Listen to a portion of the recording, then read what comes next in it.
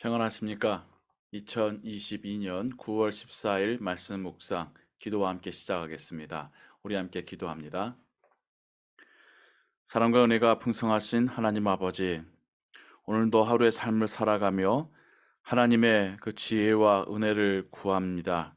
하나님 말씀을 읽고 듣고 묵상하며 또 그 말씀 의지하여 기도합니다. 우리에게 은혜 베푸시고 또 우리 삶의 소망이 되어 주시고 또 우리가 걸어가는 그 길 위에 하나님의 말씀이 지혜가 되게 하여 주옵소서. 모든 것 주께 의지하오며 주 예수 그리스도의 이름으로 기도하옵나이다. 아멘.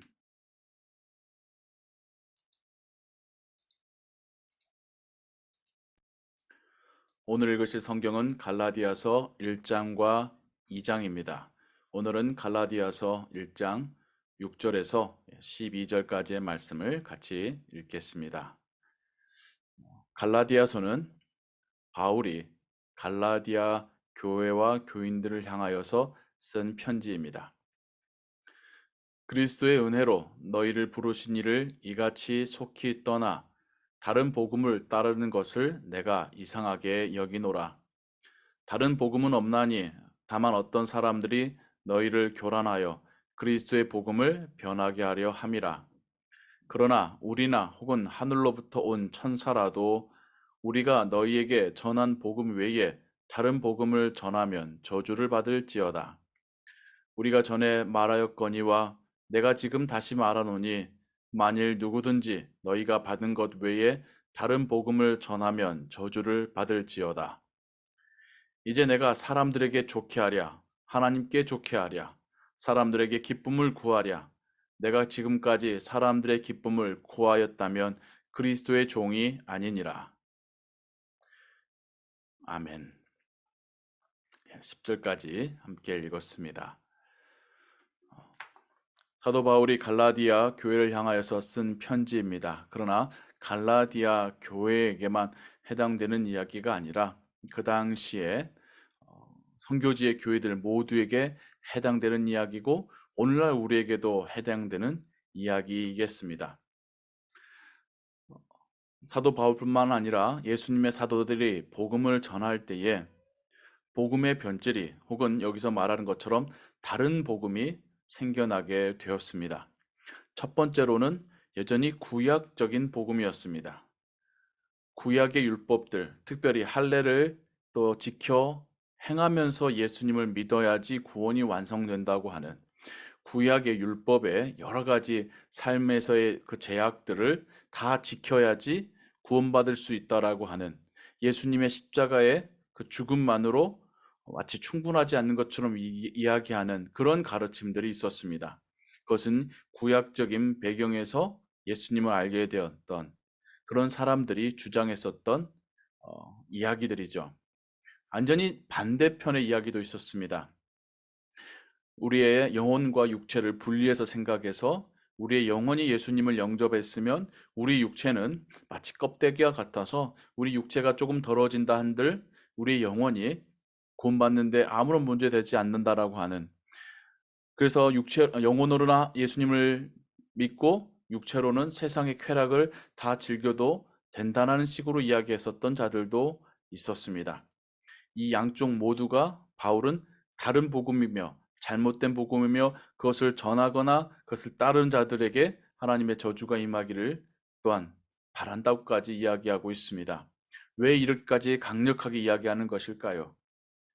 마치 예수님께서 바리새인들을 책망하셨던 이유와 저는 같다고 생각합니다. 그들의 잘못된 가르침이 수많은 백성들이 주께로 오는 길을, 하나님께로 와서 구원받는 길을 막고 있었기 때문입니다. 다른 복음을 주장하고 가르치던 자들도 마찬가지였습니다. 온전히 복음으로 구원받고 하나님의 자녀가 되는 길을 그들은 다른 길로 빠지게끔 만들고 있었던 것이지요. 그래서 사도 바울도 이 다른 복음, 다른 잘못된 거짓 가르침에 대하여서 단호하게 이야기하고 있는 것입니다.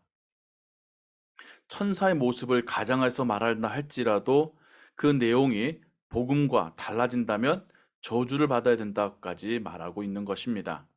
그러면서 10절에서 말하기를 사람들에게 좋게 하랴 하나님께 좋게 하랴 사람들에게 기쁨을 구하랴. 이 말은 사람들 듣기에 좋게 말하는 것과 하나님께서 원하시는 것을 말하는 것 사이에서의 결정을 뭘 해야겠느냐고 묻고 있는 것이죠. 당연히 하나님께서 기뻐하시는 복음을 전해야겠죠. 다른 복음들, 거짓 가르침들은 사람들을 기분 좋게 하는, 사람들이 원하는 것을 말해주는 주장이었다라는 것입니다. 그것은 오늘날에도 마찬가지입니다. 복음을 담대하게 전할 때에 때로는 사람들이 불편해할 수도 있습니다. 지금 자신들의 죄된 삶을 건드리기 때문이죠. 그럼에도 불구하고 복음을 전해야 됩니다. 그것이 그들이 회개하고 하나님께로 돌아올 수 있는 기회가 되기 때문입니다. 사람들의 귀에 좋게 들리는 이야기로 계속 바꿔간다면 어느 순간 성경의 해석이든 그 해석의 전달이든 그 모든 것들이 변질되게 되는 것입니다. 사람들을 위해서, 사람들을 모으기 위해서 하는 복음의 전파가 아니라 하나님의 뜻에 합당하고 하나님께서 원하시는 구원의 길로 인도하는 복음을 전하는 그런 우리가 되어야 하겠습니다. 오늘 하루의 삶에 적용할 때도 마찬가지입니다. 우리가 단지 사람들의 환심을 사기 위한 하루인지 하나님을 기쁘시게 하는 하루인지 우리가 하나님을 기쁘시게 하며 살아가는 오늘 하루 되기를 주님의 이름으로 축원합니다. 기도하겠습니다.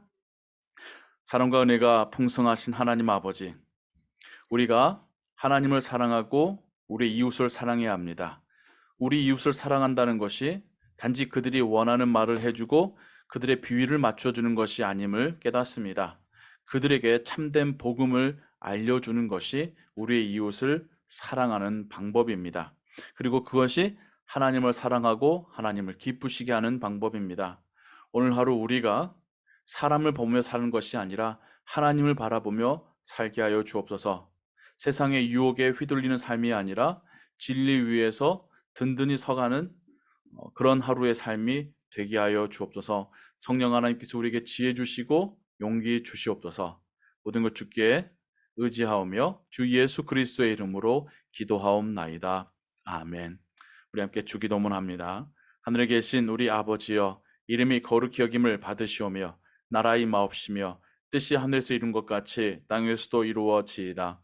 오늘날 우리에게 일용할 양식을 주옵시고 우리가 우리에게 죄 지은 자를 사하여 준 것 같이 우리 죄를 사하여 주옵시고 우리를 시험에 들게 하지 마옵시고 다만 악에서 구하옵소서.